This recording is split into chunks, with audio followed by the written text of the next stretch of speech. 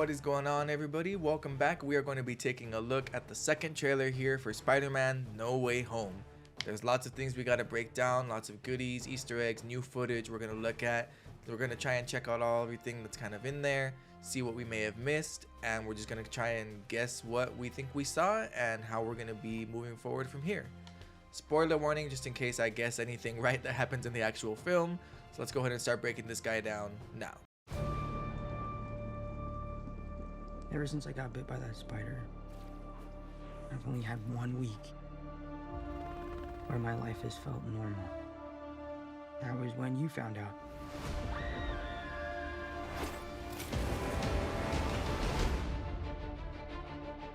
So the trailer starts, we get Peter standing in the rain, looking very beat, very distraught, possibly crying. I mean, it's raining, but I'd like to assume he's crying. We've already heard from Tom Holland himself that this movie is going to be a lot darker and sadder than most of the other Spider-Man films that we've seen so far. So we all know that that means we're going to see a major character death in this film. We're going to go over who I think that is later and what clues are in this trailer to show us who that death may be about. So we get Peter mentioning the spider bite. In Civil War, when we were first introduced to Tom Holland's Peter Parker, we don't really get much of his origin story other than when what happened to me happened. And then in Spider-Man Homecoming, we get a little bit more of it. He's kind of breaking it down to Ned, or we get Ned's reaction to what that breakdown might have been. But it's cool to just kind of get those little bits here and there about like the actual spider bite and stuff. And then he tells MJ that ever since that spider bit him, he hasn't really had a normal week until she found out, which is kind of weird because she finds out in the middle of all the craziness from Far From Home with Mysterio and the drones and all that other crazy nonsense from that. And then we just get more shots of them swinging around the city. This is presumably either right before or right after J. Jonah Jameson outs him as Spider-Man. When you botched that spell where you wanted everyone to forget that Peter Parker's Spider-Man, we started getting some visitors. From every universe. We get a shot of Peter looking like revisiting Doctor Strange after the spell itself has already been cast. We hear Strange himself say, after you botched that spell to make everybody forget that Peter Parker is Spider-Man. He then states that since then, they've been getting visitors from all other universes.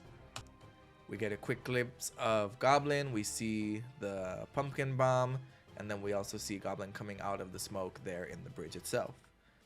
Cut to Peter in the field in his new black and gold suit, and we just see that giant shot of yellow lightning, our new look at Electro. We got another quick glimpse of the suit itself, and it looks glorious. A lot of people online have been saying that this is just his regular Far From Home suit flipped inside out because somebody threw green paint on him, and that's how we're gonna know it's the real him. I have no idea. This is way too good looking of a suit, and there's too many intricate little things on it for it to just be his suit inside out. I'm pretty sure this is the suit that Strange gives him later and has it imbued with some of his magical sorcery stuff, and we'll see more of that here later in the trailer.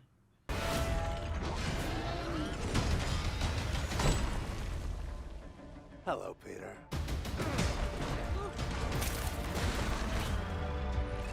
You're not Peter Parker.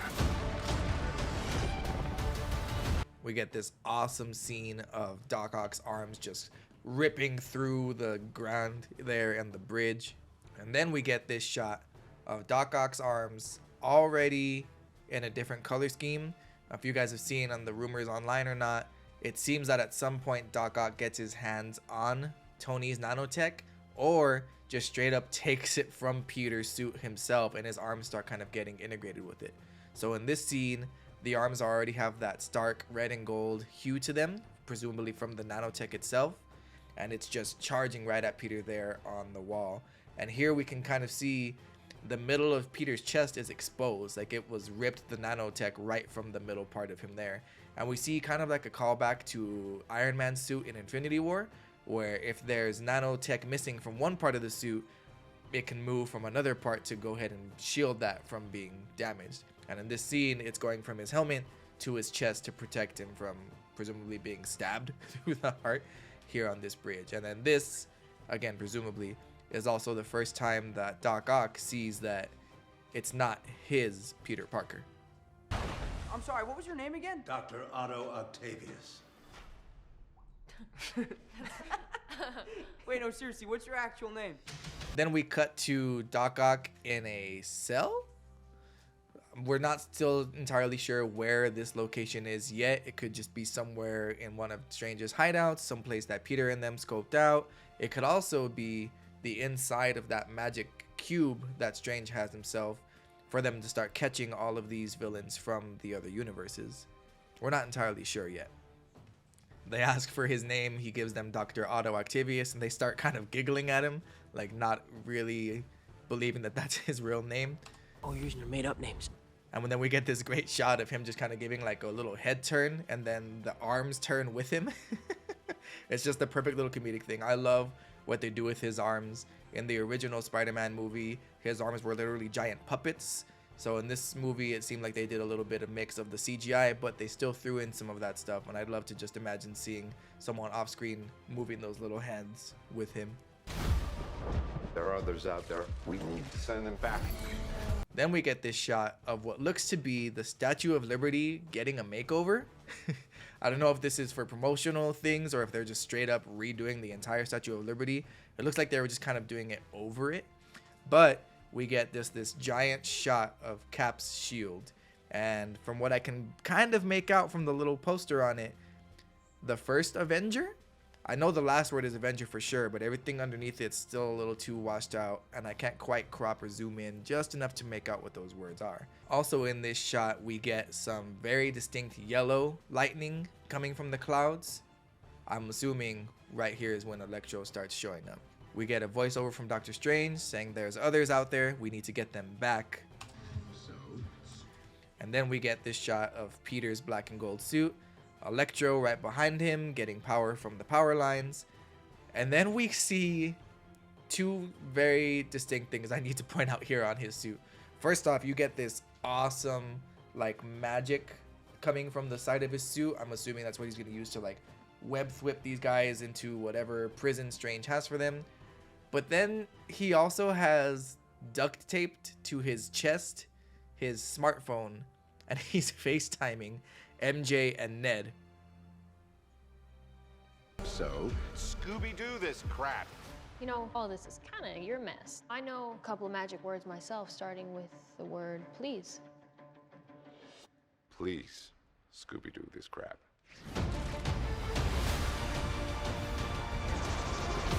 You're flying out into the darkness. And we get this really cool scene of the yellow lightning and a whole bunch of sand just kind of tornadoing around here in the streets of New York. We get the Daily Bugle van, and then we get another look at J. Jonah Jameson in the flesh, not on that dailybugle.net screen that we had seen him in before.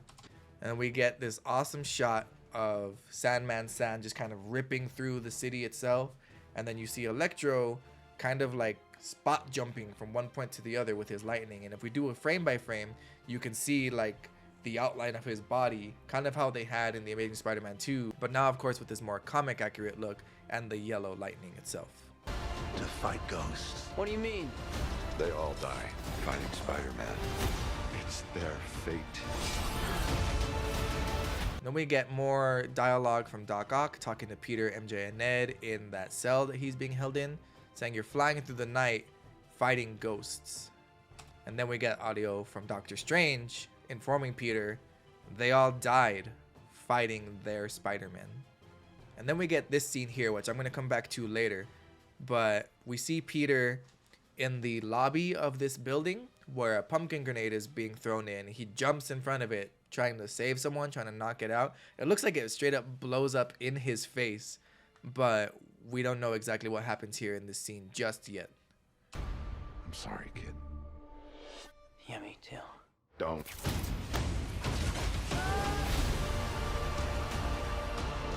Look, there has to be another way. There isn't. And then we see the twist, the betrayal, when Peter doesn't let Strange just send these guys back to their own time. He wants to help save these villains and not send them off to their fate to die. We get this awesome scene. It cuts real quick to Strange trying to catch Peter, trying to escape with that cube. And we get this like millisecond of a frame where you see that when Peter shoots his web, Strange opens a portal to where the web was shooting, opens it behind him, so Peter literally catches himself in his web. And then that's when Strange flips him with his own magic web, pulls him in, and like smooth as butter, just astral projects him out of his own body. It's wild. We get that Spider-Man, there has to be another way, and I can just see Endgame Strange with his one little finger up in the air.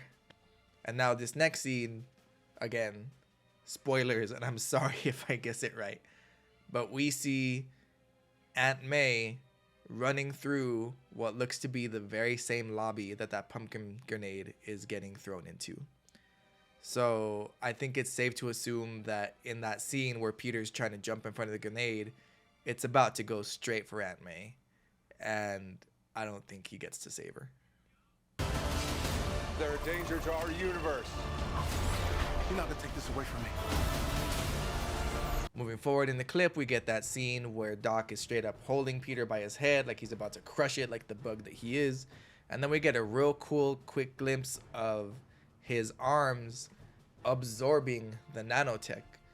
His claws start to take over everything. We got audio from Strange saying they're a danger to our universe. We get a quick little chase scene of Electro going after Peter. And then this scene here where Electro says, "You're not going to take this away from me." We start to see probably the most represented part of what makes this outfit of Electro here in this movie, his more comic accurate version, because he's got the green and the yellow. He's got these really weird mechanisms all over him, I'm assuming to help him control his powers or the electricity around him. But as he powers up, you get to see like his classic starfish face mask, and it's just crazy looking. And then you'll see more when he uses the powers. He does straight just turn into electricity himself. He still has the outline of his humanoid form with the little starfish mask, but he's like all power at that point. And then we see, again, it could just be an out of context shot, but it almost looks like he's shooting at Doc Ock, which would be kind of weird, but it would also make sense as to why maybe later on in the film, Doc Ock is actually trying to help Peter wrangle these guys up. We'll see. Peter, you're struggling to have everything you want while the world tries to make you choose. Then we get this awesome audio clip of William Dafoe's Green Goblin saying, "Peter, you're struggling to have everything you want." And then we get another close-up of the classic Green Goblin outfit from Spider-Man 1. And then we get another quick glimpse of his upgraded suit that we've seen in some concept art here and there throughout the internet, but now we see it here more in the flesh. At first glimpse, it almost kind of looks like a Hobgoblin outfit, but you can see that jawline anywhere. That is still straight up William Dafoe and his Green Goblin. And then we get this clip here that I'm still not entirely sure what exactly is going on. It's the top of that Statue of Liberty building. Nothing's been destroyed on it yet from their battle. The shield is still intact, but you see like the explosion of that spell again that happened in Strange's lair when we first got everything that we assume broke everything. But it's happening again here at the top of this building. So I'm not sure exactly what happens there. If maybe Strange tries to reverse the spell or something else crazy happens up there. We'll just have to wait and see for that one. This is all my fault. I can't save everyone. And then we get this awesome 3-man team up shot of Electro, a giant Sandman, and then just kind of out of nowhere, Lizard. So we have all three of them there. And then we get this quick scene of Peter telling, I'm assuming Aunt May, "This is all my fault. I can't save everyone." And it's kind of a callback to Captain America's line in Civil War when he tries to tell Wanda and comfort her after the crazy things that happened in Largos. We can't save everyone. And then we get this awesome shot of Tom Holland's Peter jumping into action against Electro, Sandman, and Lizard. But there's a lot of empty space in this shot. And if you look very closely, both Electro and Lizard don't really seem to be jumping directly at Tom Holland's Peter. I'm willing to bet good money that in this actual scene, we have the other two Spider-Men, Tobey Maguire and Andrew Garfield, fighting alongside our boy, Tom Holland.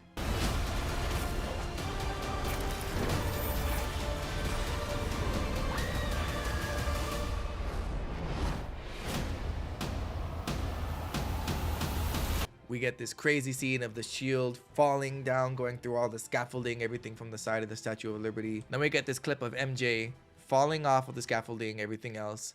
Peter jumping down to try and save her. We don't actually see him grab her. We see him try and get close, and then we get a close-up of their hands meeting, which is way too reminiscent of The Amazing Spider-Man 2, where Andrew Garfield couldn't save his Gwen Stacy from falling. And this could be another one of those CGI magic moments where that's not actually Tom Holland's hand grabbing onto MJ. I would love to see that be Andrew Garfield getting a chance at redemption to save MJ from falling.